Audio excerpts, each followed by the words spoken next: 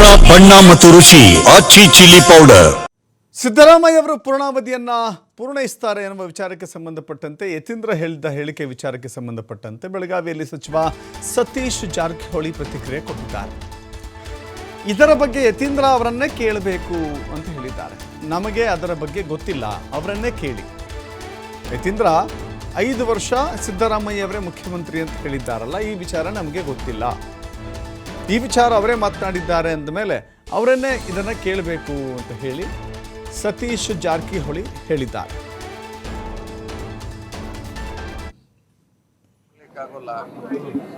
ಅವ್ರು ಹೇಳಿದ್ದಾರೆ, ಅವ್ರನ್ನೇ ಕೇಳಬೇಕು ನೀವು ಅಷ್ಟೇ. ಅಲ್ಲ, ಹೈಕಮಾಂಡ್ ಹೇಳಿದ್ಯಾ ಸರ್? ಅದು ನಮ್ಗೆ ಗೊತ್ತಿಲ್ಲ, ಅದ್ರ ಬಗ್ಗೆ ನೀವು ಅವ್ರನ್ನೇ ಕೇಳಬೇಕು. ಹೇಳಲಿಕ್ಕಾಗಲ್ಲ, ಅವ್ರು ಹೇಳಿದಕ್ಕೆ ನಾನು ಹೇಳಲಿಕ್ಕೆ ಕೊಡ್ಲಿಕ್ಕಾಗಲ್ಲ.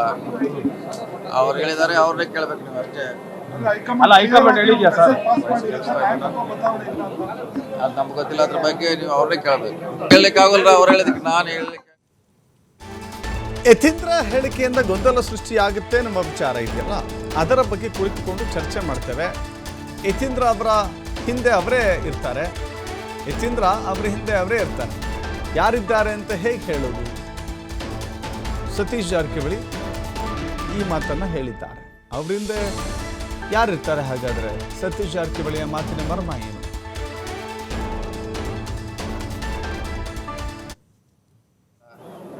ಮೊನ್ನೆ ಕೂಡ ಇದು ಆಲ್ರೆಡಿ ಹೇಳಿದ ಒಂದ್ಸಾರಿ, ಇಲ್ಲಿ ಈಗಾಗಲೇ ಹೇಳಿದ ಒಂದ್ಸಾರಿ. ಇದು 2ನೇ ಸಲ ಒಂದನೇ ಸಲ? ಇದು 2ನೇ ಸತಿ ಸರ್. 2ನೇ ಸಲ ಹೇಳಿದ್ರೆ ಸ್ವಲ್ಪ ನೋಡೋಣ. ಮುಜುಗರ ಆಗ್ತಾ ಇಲ್ವಾ? ಮುಜುಗರ ಉಂಟು ಮಾಡ್ತಿಲ್ವಾ? ಅದಕ್ಕೆ ಈಗೇನಿಲ್ಲ, ಈಗೇನೆ ಅಂತ ಹೇಳಕ್ಲ ಸ್ವತಂತ್ರ ಆಗಿದ್ದಾರೆ ಎಲ್ಲರೂ, ಹಿಂಗಾಗಿ ಕೇಳ್ತಾರೆ ಅಷ್ಟೇ.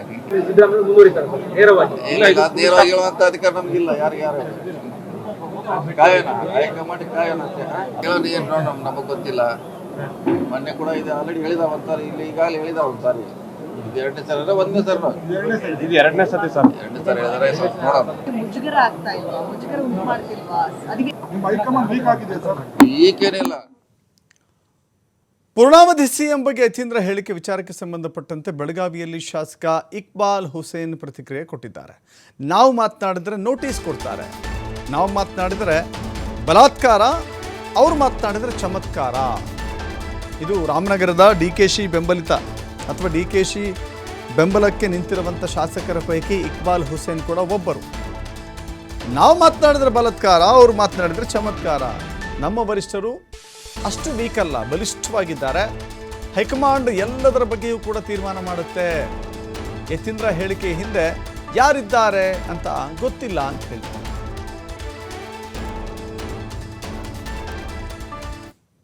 ಇಲ್ಲಪ್ಪ, ನಾನು ನೋಡಲಿಲ್ಲ. ನಾನು ನೋಡಿದಾಗ ಮಾತ್ರ ಬಿಡಲ್ಲ. ನನಗಿನ್ನೂ ವಿಷಯ ತಿಳ್ಕೊಳ್ಳಿಲ್ಲ. ನಾನು ಬೆಳಗಾವಿಯಿಂದ ಹೊರಗಡೆ ಇದ್ದೆ. ವಿಷಯ ತಿಳ್ಕೊಳ್ತೀರ, ನಾನು ಮಧ್ಯಾಹ್ನ ಮಾತಾಡ್ತೀನಿ. ಸರ್, ಯತೀಂದ್ರ ಅವರು ಹೈಕಮಾಂಡ್ ಸರ್. ಯತೀಂದ್ರ ಅವರು ಹೈಕಮಾಂಡ್ ಸರ್.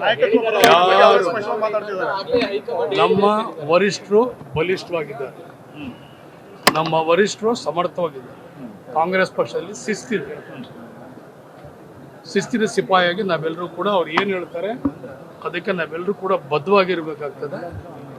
ಯಾರೂ ವರಿಷ್ಠರ ಜಾಗನ ಭರ್ತಿ ಮಾಡೋಕ್ಕೆ ತುಂಬಲಿಕ್ಕೆ ಅವಕಾಶ ಇಲ್ಲ.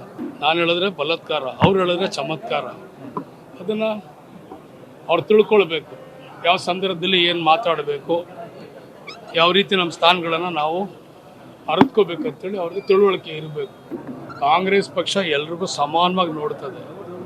ಇಲ್ಲಿ ಯಾವುದೇ ರೀತಿಯಲ್ಲಿ ಕಾನೂನು ಚೌಕಟ್ಟಲ್ಲಿ ಕಾಂಗ್ರೆಸ್ಸಲ್ಲಿ ಈಗ ನೀವೆಲ್ಲ ನೋಡಿದ್ದೀರಿ, ಯಾರ್ಯಾರಿಗೆ ಯಾವ್ಯಾವ ರೀತಿ ನಡೆಸ್ಕೊಂಡಿದ್ದಾರೆ ಅಂದ್ಬಿಟ್ಟು ಕಾಂಗ್ರೆಸ್ ಪಕ್ಷ ತಾವೆಲ್ಲರೂ ಕೂಡ ನೋಡಿದ್ದೀರಿ. ಪಕ್ಷ, ಸಂಘಟನೆ, ಹೋರಾಟ, ಶ್ರಮ, ಬೆವರು ಎಲ್ಲವೂ ಕೂಡ ಗೊತ್ತಿದೆ. ಹೈಕಮಾಂಡ್ಗೆ ಎಲ್ಲವೂ ಕೂಡ ನನಗೆ ಗೊತ್ತಿಲ್ಲಪ್ಪ, ನಾನು ನೋಡಲಿಲ್ಲ. ನಾನು ನೋಡಿದಾಗ ಮಾತ್ರ ಬಿಡಲ್ಲ. ನನಗಿನ್ನೂ ವಿಷಯ ತಿಳ್ಕೊಳ್ಳಿಲ್ಲ. ನಾನು ಬೆಳಗಾವಿಯಿಂದ ಹೊರಗಡೆ ಇದ್ದೆ. ವಿಷಯ ತಿಳ್ಕೊಳ್ತೀನಿ. ಮುಖ್ಯಮಂತ್ರಿ ಬದಲಾವಣೆ ಆಗೋದಿಲ್ಲ, ಸಿದ್ದರಾಮಯ್ಯ ಅವರೇ 5 ವರ್ಷ ಪೂರೈಸ್ತಾರೆ ಎಂಬ ಯತೀಂದ್ರ ಹೇಳಿಕೆ ವಿಚಾರಕ್ಕೆ ಸಂಬಂಧಪಟ್ಟಂತೆ ಸುವರ್ಣಸೌಧದಲ್ಲಿ ಸಚಿವ ಭೈರತಿ ಸುರೇಶ್ ಪ್ರತಿಕ್ರಿಯೆ ಕೊಟ್ಟಿದ್ದಾರೆ. ಯಾವ ಚರ್ಚೆನೂ ಆಗಿಲ್ಲ, ಹೈಕಮಾಂಡ್ ಈ ಬಗ್ಗೆ ತೀರ್ಮಾನವನ್ನು ಮಾಡುತ್ತೆ. ಹೈಕಮಾಂಡ್ ಏನು ಹೇಳುತ್ತೋ ಅದನ್ನೇ ಫಾಲೋ ಮಾಡ್ತೇವೆ. ಹೈಕಮಾಂಡ್ ತೀರ್ಮಾನಕ್ಕೆ ಬದ್ಧ ಅಂತ ಮುಖ್ಯಮಂತ್ರಿಗಳೇ ಹೇಳಿದ್ದಾರೆ. ಯತೀಂದ್ರ ಹೇಳಿದ್ರೆ ಅವರನ್ನೇ ಕೇಳಿ ಅಂತ ಹೇಳಿ ಬೈರತಿ ಸುರೇಶ್ ವಿಚಾರಿಕೊಂಡಿದ್ದಾರೆ.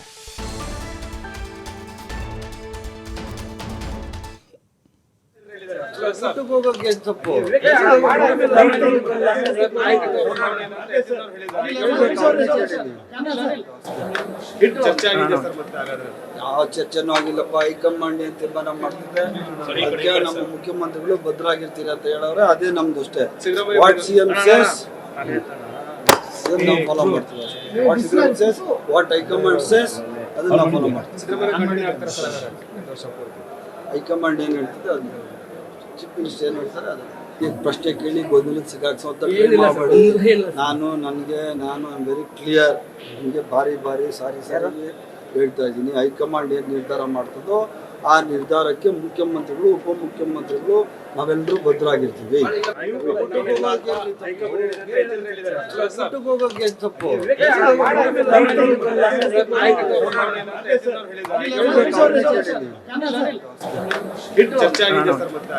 ಯಾವ ಚರ್ಚೆನೂ ಆಗಿಲ್ಲಪ್ಪ. ಹೈಕಮಾಂಡ್ ಏನ್ ತೀರ್ಮಾನ ಮಾಡ್ತಿದೆ ಅದಕ್ಕೆ ನಮ್ಮ ಮುಖ್ಯಮಂತ್ರಿಗಳು ಭದ್ರಾಗಿರ್ತೀರ ಅಂತ ಹೇಳವ್ರೆ, ಅದೇ ನಮ್ದು ಅಷ್ಟೇ. ವಾಟ್ ಸಿಎಂ ಸೇಸ್ ನಾವು ಫಾಲೋ ಮಾಡ್ತೀವಿ. What CM says, what high command says ಅದನ್ನ ನಾವು ಫಾಲೋ ಮಾಡ್ತೀವಿ. ಹೈಕಮಾಂಡ್ ಏನ್ ಹೇಳ್ತಿದೆ ಅದು, ಚೀಫ್ ಮಿನಿಸ್ಟರ್ ಏನ್ ಹೇಳ್ತಾರೆ ಅದು. ಈಗ ಪ್ರಶ್ನೆ ಕೇಳಿ ಗೊಂದಲಕ್ಕೆ ಸಿಗಾಕ್ಸೋಂತ ನಾನು ಐ ವೆರಿ ಕ್ಲಿಯರ್. ನಿಮಗೆ ಬಾರಿ ಸಾರಿ ಹೇಳ್ತಾ ಇದ್ದೀನಿ. ಹೈಕಮಾಂಡ್ ಏನು ನಿರ್ಧಾರ ಮಾಡ್ತದೋ ಆ ನಿರ್ಧಾರಕ್ಕೆ ಮುಖ್ಯಮಂತ್ರಿಗಳು ಉಪಮುಖ್ಯಮಂತ್ರಿಗಳು ನಾವೆಲ್ಲರೂ ಭದ್ರಾಗಿರ್ತೀವಿ. ಹೋಗೋಕೆ ತಪ್ಪು.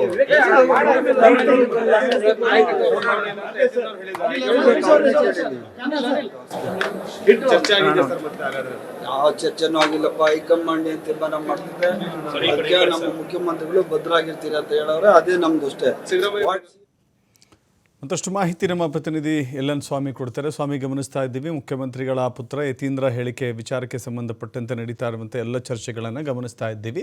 ಎಲ್ಲೊಂದು ಕಡೆ DK ಶಿವಕುಮಾರ್ ಅದರ ಚರ್ಚೆಗೆ ಅಥವಾ ಅದಕ್ಕೆ ಖಾರವಾದ ಪ್ರತಿಕ್ರಿಯೆಗೆ ಹೋಗಿಲ್ಲ, ಬದಲಾಗಿ ಇದಕ್ಕೆ ಮುಖ್ಯಮಂತ್ರಿಗಳು ಉತ್ತರಿಸ್ತಾರೆ ಅಂತ ಹೇಳುವ ಮೂಲಕ ಅಲ್ಲಿಂದ ಸೂಕ್ಷ್ಮವಾದಂಥ ಒಂದು ಬ್ಯಾಲೆನ್ಸ್ಡ್ ಸ್ಟೇಟ್ಮೆಂಟನ್ನು ಕೊಟ್ಟಿದ್ದಾರೆ. ಸದ್ಯಕ್ಕೆ ಎಲ್ಲವೂ ಬಗೆಹರಿದಿದೆ, ಎಲ್ಲವೂ ಕೂಡ ಕ್ಲಿಯರ್ ಆಗಿದೆ. ಇಬ್ಬರು ಅವರ ಮನೆಯಲ್ಲಿ ಇವರ ಮನೆಯಲ್ಲಿ ಅವರು ಬ್ರೇಕ್ಫಾಸ್ಟ್ ಮಾಡಿದ ನಂತರದಲ್ಲಿ ಇಡೀ ಎಂಟೈರ್ ಇಶ್ಯೂಗೆ ಬ್ರೇಕ್ ಬಿದ್ದಿತ್ತು. ಈಗ ಮತ್ತೆ ಅದನ್ನು ಮುನ್ನೆಲೆಗೆ ತರುವಂಥ ಪ್ರಯತ್ನ ಆಗ್ತಾ ಇದೆಯಾ? ಅದರ ಹಿನ್ನೆಲೆ ಏನು ಅಂತ ಹೇಳಿ.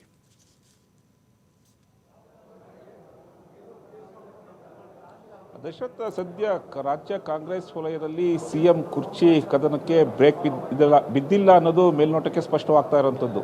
ಈಗಾಗಲೇ ಚಳಿಗಾಲದ ಅಧಿವೇಶನ ಪ್ರಾರಂಭವಾದ ಮೊದಲ ದಿನವೇ 5 ವರ್ಷಗಳ ಕಾಲ, ಅಂದರೆ ಉಳಿದಂತಹ 2.5 ವರ್ಷಗಳ ಕಾಲ CM ಸಿದ್ದರಾಮಯ್ಯನವರೇ CM ಸ್ಥಾನದಲ್ಲಿ ಮುಂದುವರಿತಾರೆ ಎಂಬ ಹೇಳಿಕೆಯನ್ನು ಅವರ ಪುತ್ರ ಹಾಗೂ MLC ಆದಂಥ ಯತೀಂದ್ರ ಸಿದ್ದರಾಮಯ್ಯವರು ಹೇಳಿದಂಥದ್ದು. ಈ ಹೇಳಿಕೆ ಕೊಟ್ಟ ಬಳಿಕ ಸಾಕಷ್ಟು ಕಾಂಗ್ರೆಸ್ ನಾಯಕರಲ್ಲಿ ಮತ್ತೆ ಬಣಬಡಿದಾಟ ಹೆಚ್ಚಾಗಿತ್ತು. ಒಂದು ಕಡೆ DCM DK ಶಿವಕುಮಾರ್ ಅವರ ಆಪ್ತರಲ್ಲಿ ಗುರುತಿಸಿಕೊಂಡಿರುವಂತಹ ಶಾಸಕರು ಕೂಡ ಸಂಕ್ರಾಂತಿವರೆಗೂ ಕಾಯ್ದು ನೋಡಿ, ಜನವರಿಯಲ್ಲಿ ಸಿಹಿ ಸುದ್ದಿ ಸಿಗುತ್ತೆ ಎಂಬ ಹೇಳಿಕೆಯನ್ನು ಕೊಟ್ಟು ಪರೋಕ್ಷವಾಗಿ ಟಾಂಗನ್ನು ಕೊಡ್ತಾ ಇದ್ರು. ಆ ಬಳಿಕ ಮತ್ತೆ ಇದಕ್ಕೆಲ್ಲ ಫುಲ್ ಸ್ಟಾಪ್ ಹಾಕಬೇಕು ಅನ್ನೋದು ಒಂದಿಷ್ಟು ಸಚಿವರು ಸೇರಿದಂತೆ ಶಾಸಕರು ಕೂಡ CM ಹಾಗೂ DCM ಅಲ್ಲಿ ಮನವಿ ಮಾಡಿಕೊಂಡಂಥ ಬಳಿಕ ಇದಕ್ಕೆ ಫುಲ್ ಸ್ಟಾಪ್ ಹಾಕಬೇಕು ಅನ್ನೋದು ಕೂಡ ಒಂದು ನಿರ್ಧಾರಕ್ಕೆ ಬಂದಿತ್ತು. 2 ದಿನಗಳ ಕಾಲ ಒಂದು ಗ್ಯಾಪ್ ಕೂಡ ಸಿಕ್ಕಿತ್ತು. ಆದರೆ ಮತ್ತೆ ಇವತ್ತು ಯತೀಂದ್ರ ಸಿದ್ದರಾಮಯ್ಯನವರು ಒಂದು ಹೇಳಿಕೆಯನ್ನು ಕೊಟ್ಟು ಮತ್ತೆ ಸಂಚಲನವನ್ನು ಮಾಡಿರುವಂಥದ್ದು. ಅಂದರೆ ಲೀಡರ್ಶಿಪ್ ವಿಚಾರದಲ್ಲಿ ಯಾವುದೇ ಬದಲಾವಣೆ ಆಗೋಲ್ಲ, ಹೈಕಮಾಂಡ್ ಕ್ಲಿಯರ್ ಆಗಿ ಹೇಳಿದೆ ಎಂಬ ಹೇಳಿಕೆ ಕೊಟ್ಟಿರೋದು ಮತ್ತೆ ಕಾಂಗ್ರೆಸ್ ವಲಯದಲ್ಲಿ ಕೋಲ್ಡ್ ವಾರ್ ಶುರುವಾಗುತ್ತೆ ಅನ್ನೋದು ಸ್ಪಷ್ಟವಾಗಿರುವಂಥದ್ದು.